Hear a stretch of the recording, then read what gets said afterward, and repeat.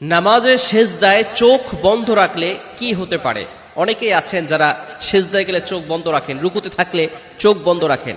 এই বিষয়টি থেকে আমাদেরকে অবশ্যই সতর্ক থাকতে হবে যে রাসূল সাল্লাল্লাহু আলাইহি সাল্লাম কি করেছেন, কিভাবে তিনি নামাজ পড়েছেন। নবী সাল্লাল্লাহু আলাইহি ওয়াসাল্লাম বলে দিয়েছেন, সল্লু কামা রাআইতুমুনি উসাল্লি, তোমরা নামাজ পড়ো যেভাবে আমাকে নামাজ পড়তে দেখো। ভালো করে শুনে রাখেন, নবীজি সাল্লাল্লাহু আলাইহি ওয়াসাল্লাম চোখ খোলা রেখে নামাজ পড়তেন। কিন্তু আমরা অনেকে মনে করি, বিশেষ করে অনেক মা বোনেরা আছেন, তারা মনে করেন যে চোখ বন্ধ করলেই আমরা নামাজের ভিতরে শান্তি পাই, নামাজে মনোযোগ থাকে। তবে সুন্নাহ কিন্তু হচ্ছে চোখ খোলা রেখে নামাজ আদায় করা। সেজদার ভিতরে অনেকে চোখ বন্ধ করে রাখে, নবী সাল্লাল্লাহু আলাইহি ওয়াসাল্লামের সুন্নাহ কিন্তু এটা নয়। নবীজি সাল্লাল্লাহু আলাইহি ওয়াসাল্লাম সেজদার সময় চোখ খোলা রাখতেন এবং রুকুর সময়ও তিনি চোখ খোলা রেখে তারপরে রুকু করতেন। সমস্ত অঙ্গ প্রত্যঙ্গ যখন তিনি যেভাবে নামাজ পড়তেন তখনই তিনি চোখ খোলা রাখতেন। এটাই হচ্ছে সুন্নাহ।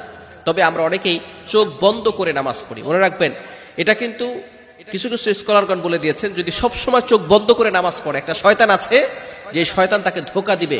আপনারা সময় নামাজে দাঁড়িয়েছেন, নামাজে দাঁড়ানোর ফলে শয়তান চোখ বন্ধ করে, আপনি নামাজের ভিতরে আছেন, আপনাকে ভালো ভালো ইঙ্গিতের মাধ্যমে শয়তান আপনাকে ধোঁকা দিতে পারে। আপনি জিহাদ করছেন, নামাজের ভিতরে আপনার জিহাদের কথা স্মরণ করিয়ে দিবে। আপনি ভালো কাজ করছেন,